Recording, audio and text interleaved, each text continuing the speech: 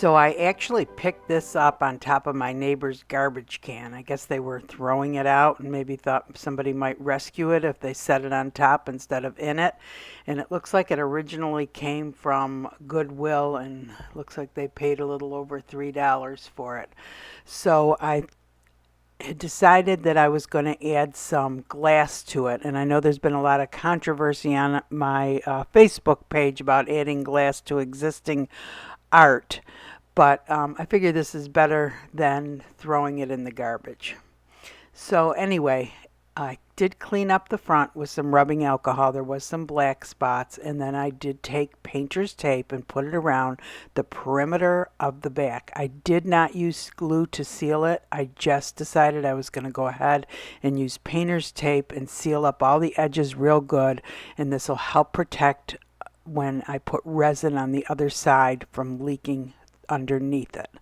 Then I took some clear glass. This is actually Celestial fire glass, and I just went ahead and I put it on top of some of the peach flowers. This is glass that I pick up on Amazon.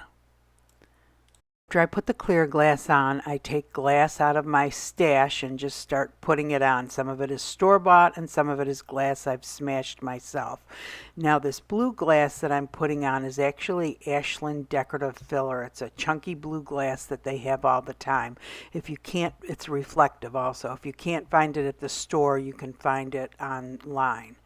And then I take this orange glass. This is glass that I have sprayed myself, and make little flowers with little white centers in them. And the little white centers are actually little mosaic tiles. I think somebody had sent me when I ordered something online as like a little extra, and I thought those would be pretty. They could look like flowers, and I just kind of, wherever there was like a blob of paint, a dot, I put a little bit of glass on it to kind of make it stand out. And once I got those orange flowers on there, I went over it with some clear Elmer's glue just to hold them in place, because I thought I was going to be messing with it for a while and I didn't want it to, you know, fall all over the place. I did try to put some hearts on, but I ended up taking those off. I didn't like them. And then there's some iridescent beads that I put on, and I just kind of filled in here and there, and in no particular order or particular way, just trying to add some glass and make it real pretty. And after it was done, I was done with that. I did let it set overnight for 24 hours to let that clear Elmer's glue dry. You want to make sure the clear Elmer's glue is dry before you put resin on it. Resin I'm actually using for this project is Let's Resin Resin. I had some extra left over from a previous pour, and instead of wasting it, I decided to go ahead and pour this. And the fast curing Let's Resin Resin a lot of times will leave fish eyes, and I'm hoping that this one won't. Now the other damage to this was, can you see the two dots above the love? That might have been another reason why they were tossing it. But instead of just leaving it like that, I decided to sprinkle a little glass around the canvas randomly to hide it and make it look like it's there on purpose. And I thought that was kind of pretty. And so this Let's Resin Resin, I went ahead and spread on with my spoon. I'm using my toothpick to get any hairs or sediment out, and also the kitchen torch to get rid of bubbles. And there really wasn't a whole lot of bubbles in this after it had set for a few minutes. So after I finish a project, I always come back every 15 minutes to check on it, to make sure none of the glass is moved, to retorch for bubbles if needed, to use the toothpick to get more sediment out should I see it. Time for this resin is 40 to 50 minutes. The temperature is 75 to 85 degrees Fahrenheit on a flat level surface overnight. You can usually touch it within 12 to 24 hours. The full cure time is 2 to 3 days. All resins are different. You need to read the directions for the resin you are using. Hey everyone. So I think this turned out so pretty with the glass on it, and the resin actually worked out pretty good. It may I don't know, it may have pulled away from the sides a tiny bit down here, but I don't know.